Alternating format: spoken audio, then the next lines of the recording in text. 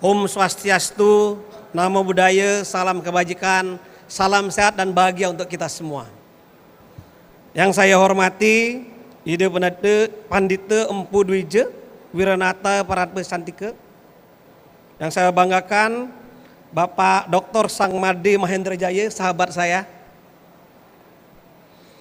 Yang saya banggakan pula Made Arya Amitabha, yang luar biasa ini. Saya nggak nyangka kalau hari ini saya ngomong harus di depan audien yang sangat luar biasa. Tepuk tangan untuk Pak Amitabha.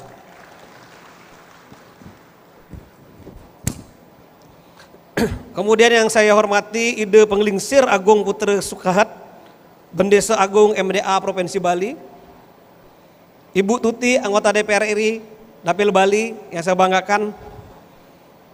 Bapak Robert Akuen selaku narasumber. Nah ini nih, yang dua ini guru saya ini, yaitu Bapak Profesor Effendi Ghazali. Beliau juga di samping guru saya, beliau juga tenaga ahli Jaksa Agung.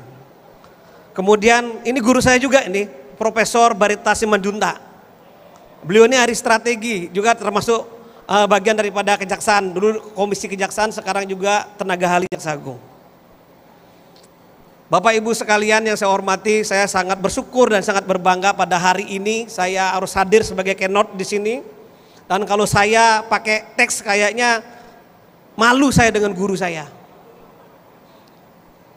Dan saya pernah menjadi orang paling terkenal di kejaksaan sebelumnya, yaitu jadi Kapus Pen Kejaksaan Agung.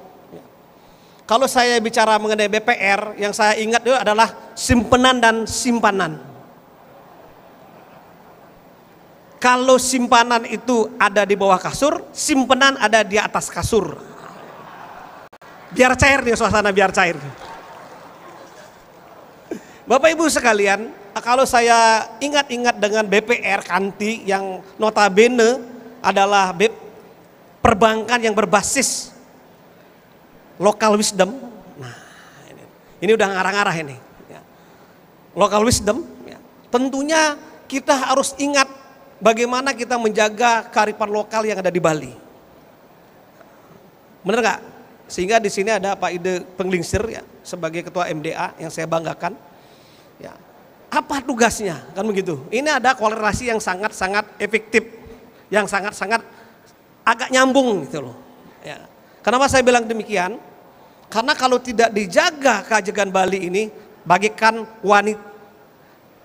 wanita yang cantik tanpa C dan laki-laki tanpa L, menjadi barang antik dan jadi aki-aki. Ini harus dijaga terus ini. Gitu loh. Maka dari itu saya memberanikan diri untuk hadir di sini di depan para tokoh sekalian. Yang paling terpenting adalah begini, apapun lembaga, apalagi MDA, ya, apalagi BPR, semua lembaga keuangan termasuk DPR, Bu Tuti, pasti akan menghadapi dua hal di era sekarang. Paling tidak dia akan menghadapi globalisasi dan modernisasi. Globalisasi terkait dengan geopolitik, terkait dengan bioekonomi, terkait dengan akulturasi budaya. Kemudian modernisasi terkait dengan transformasi digital dan teknologi informasi. Dan semua ini adalah mau tidak mau, suka tidak suka, kita harus adaptif, agile, dan menyesuaikan apa yang ada seperti sekarang ini. Ini katanya Bang Effendi Ghazali ini. Sehingga apa yang harus dipersiapkan, tadi saya dengar luar biasa, yang perlu dipersiapkan adalah literasi. Literasinya harus banyak. Sehingga tidak lagi kita anak mulek itu seperti dulu Pak. Tidak ada lagi sekarang yang adat yang harus kaku. Harus fleksibel Pak, dan harus dinamis. Kenapa? Karena saya begitu menjadi Kepala Kejaksaan Tinggi Bali, yang saya dengar adalah laporan adat, laporan terkait keagamaan. Bahkan yang mendatangi saya Pak Bendesa Adat itu adalah 2 PHDI, bayangin itu. Ini menunjukkan bahwa kita belum mengayah 100%, masih mempunyai kepentingan. Ketika ada majelis Bendesa Adat, saya sangat, wah ini luar biasa, ini bagian daripada solusi ke depan. Ya kan? Tapi faktanya tidak, justru memperkeruh permasalahan. Sehingga saya mohon maaf, Bapak Bendesa, Bapak Ketua Majelis Bendesa Adat, ya. Pada saat mulai saya bekerja di Kejaksaan, karena laporan terkait bendesa adat ini sangat luar biasa, bahkan melampaui batas kewenangannya, sehingga kami mau suka tidak suka harus melakukan OTT terhadap salah satu bendesa adat dari Pak Bendesa Adat. Benar nggak Pak? Yang menjadi permasalahan adalah apa? Ketika kami melakukan satu OTT terhadap bendesa adat, ini ramai banget. Orang dibilang Kajati cari muka, Kajati kriminalisasi.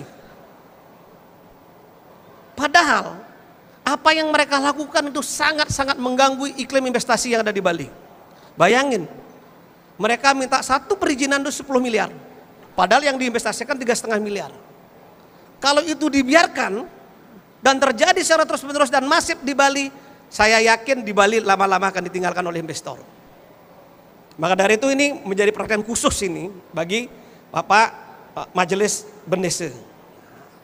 Ini PR ini Pak.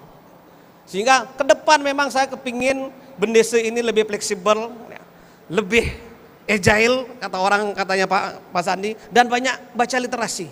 Sehingga kita tidak berbenturan dengan kepentingan-kepentingan pemerintah desa dan bendesa. Yang terjadi sekarang adalah apa? Mana kewenangannya bendesa, mana kewenangannya desa. Ini menjadi perbenturan yang menurut saya harus diluruskan sekarang. Ya kan? Nah, yang diminta dari Pak Amitabha adalah terkait dengan restoratif. Saya masuk ke restoratif. Kenapa saya masuk ke bendesa dan masuk ke restoratif? Karena ini ada kaitannya yang sangat-sangat erat. 2018 saya membuat buku namanya Balai Mediasi dalam Perspektif Hukum Pidana. 2018. Jadi buku ini menggambarkan bagaimana kita membuat solusi-solusi permasalahan hukum yang ada di desa. Dan ini disambut oleh Bapak Jaksa Agung pada saat 2021 membuat Perja nomor 15 tahun 2020 dan sekaligus membuat rumah-rumah restoratif. Rumah restoratif ini hampir mirip dengan apa yang dilakukan oleh bendesa Bapak Ibu sekalian. Nah, kalau ini kita sesuaikan harmonisasi dan kolaborasi dalam menyelesaikan suatu masalah yang ada di desa, saya yakin tugasnya Bapak Polisi, Bapak Jaksa jadi pengangguran. Karena apa? Karena yang tidak ada sekarang ini adalah bagaimana membuat solusi, menyelesaikan masalah-masalah desa ini jangan sampai masuk ke ranah pengadilan. Kalau itu terjadi, nah, yang terjadi apa? Akan terjadi resistensi yang ada di desa. Ada balas dendam yang tidak berkesudahan. Sehingga konsep ini adalah dari desa dan untuk kita semua. Itu konsep daripada Balai Mediasi yang saya bangun. Yang sekarang saya hampir setiap kabupaten kami membuat rumah restoratif justice. Ini mungkin bisa digandeng Pak. Saya dulu berkeinginan ketika saya jadi Kajati keliling-keliling mendatangi setiap kabupaten, kota untuk berbicara terkait dengan keberadaan bendesa adat. Tetapi karena berbenturan dengan pemilu, saya takut nanti, wah ini jangan-jangan motifnya mau jadi gubernur Bali ini ya. Saya khawatir itu yang terjadi. Maka saya rem-rem, mudah-mudahan nanti sekitar Januari kami akan mengumpulkan semua bendesa adat setiap kabupaten kami akan datangi. Karena ini permasalahan yang sangat krusial. Beberapa daerah yang kami deteksi, beberapa daerah seperti daerah di Ubud, ya, Canggu, ya, daerah Badung, Denpasar, ini sudah bermain uang semua. Bahkan ada investor yang membawa uang kurang lebih 12 triliun balik kanan Bapak Ibu sekalian. Kenapa? Karena begitu kos ekonominya sangat tinggi ketika berkaitan dengan aparatur desa dan bendesa adat. Dan setelah kami cek, ternyata setiap perizinan yang dibuat yang menandatangani minimal 14 orang. Bayangin itu. Padahal kita sekarang ini sedang giat-giatnya bagaimana kita mendatangkan investor, bahkan memberikan karpet merah. Yang terjadi sebaliknya. Nah, ini harus diluruskan. Apa sih sebenarnya tugas dan kewenangan bendesa di sini? Jangan sampai kemana-mana. Bahkan bendesa bupati saja bisa takut sama bendesa di sini. Serius. Bahkan saya ngecek sendiri Bapak Ibu sekalian, kalau ini terjadi, semua diberikan potongan, gaji bendesa itu setahun bisa sampai 10 miliar. Kalau gitu saya lebih baik jadi bendesa daripada jadi Kajati, ya enggak? Ini fakta yang saya temukan, Bapak Ibu sekalian. Maka dari itu memang harus kami yang mengalau Bapak Ibu sekalian. Kami siap membantu Bapak Ibu sekalian. Kami siap memberikan pencerahan Bapak Ibu sekalian. Kehadiran saya di sini sebenarnya kepingin sekali ketemu teman-teman bendese ya, karena selama ini kami menjadi momok. Wah, saya takut nanti ditangkap sama Kajati. Saya tidak mau seperti itu. Bahkan kami kepingin bersahabat. Ayo kita bersama-sama kita selesaikan masalah-masalah yang krusial yang ada di Bali ini. Kenapa Bapak Ibu sekalian? Di Bali ini Bapak Ibu sekalian, akibat padatnya kegiatan kemasyarakatan, ya, bundir di seluruh Indonesia yang tertinggi ada di Bali. Bundir tahu? Bunuh diri. Itu tertinggi di Bali Pak, di seluruh Indonesia.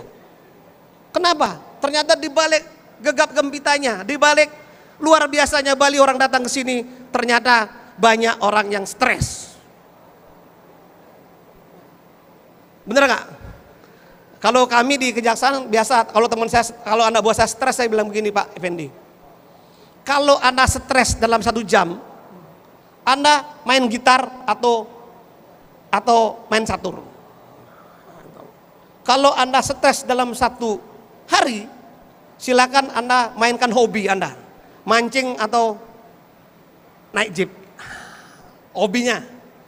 Kalau Anda sampai stres 1 bulan, silakan Anda healing atau berwisata. Tapi kalau sudah 1 tahun Anda stres, hati-hati. Lebih baik Anda amor ring acintia atau masuk rumah sakit jiwa. Ini obatnya sebenarnya tidak mudah, tapi ini yang terjadi. Maka dari itu saya sekali lagi ya, selaku Kepala Kejaksaan Tinggi, kami siap mengawal Bapak Ibu sekalian.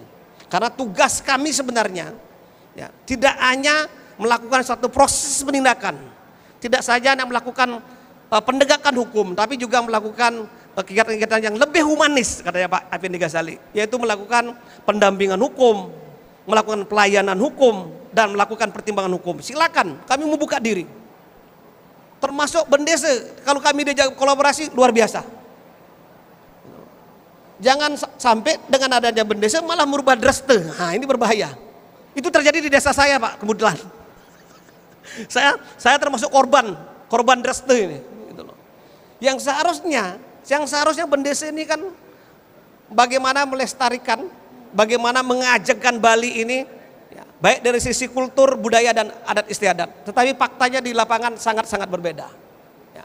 Saya ingin ke depan sekali lagi, saya terima kasih karena ini juga saya diberikan waktu yang panjang untuk di sini karena tadi udah panjang lebar ngomongnya. Ya. Nanti ke depan mungkin bisa dihadirkan ke Bali nggak apa-apa. Kalau masih ada di sini ya Bapak Ibu sekalian. Ya. Ini sekali lagi saya mohon maaf, saya menggebu-gebu karena saya kepingin bendese ini ditata lagi lebih bagus lagi ke depan. Ya, tidak saja tadi menimbulkan masalah baru, tapi bagaimana membuat solusi masalah-masalah yang ada di masyarakat. Ini yang paling terpenting. Bagaimana membuat semua permasalahan hukum, tidak saja masalah pidana, masalah perdata, masalah perkawinan bisa diselesaikan di rumah restoratif justice atau di bendese. Cukup di bendese saja. Jangan sampai setelah ada bendese menambah masalah baru. Ya kan? Karena saya sering sekali mendengar hal-hal yang menurut saya tidak masuk akal atau menurut saya ini akan menurunkan kepercayaan Bali itu sendiri. Nah, itu udah ngerti, udah nangkap ya apa yang saya bilang ya. Mudah-mudahan ini ke depan bagi para bendese yang menerima yang menerima hadiah, ya, ini akan menjadi agen kita, ya, agen perubahan yang betul-betul memang bagaimana mengajakkan Draste Bali, mengajakkan melestarikan adat istiadat, budaya dan agama yang ada di Bali tetap menjadi baik dan tidak lagi menjadi pelaku atau yang ditonton atau penonton, ya, dan kita sekaligus sebagai pelaku daripada pariwisata dan menikmati pariwisata itu sendiri. Sekian dan terima kasih. Assalamualaikum warahmatullahi wabarakatuh dan Om Santi Santi Om. Mohon untuk tetap tinggal di tempat Bapak Kajati. Kami ucapkan terima kasih tentunya. Semuanya bersemangat sampai tidak ada yang berkedip Pak Kajati. Enggak ada yang berkedip. Saya kira tadi penutupnya maunya ada satu lagu mungkin gitu. Oke, kalau gitu saya tambah pantun. Oh, tambah pantun. Ya. Silakan Bapak. Pantunnya bilang ganteng bukan cakep karena yang ngomong siap. ganteng. Siap. Luna Maya Aura Kasih. Ganteng. Ganteng dong. Luna Maya Aura Kasih. Ganteng. Sekian dan terima kasih. Ya Allah.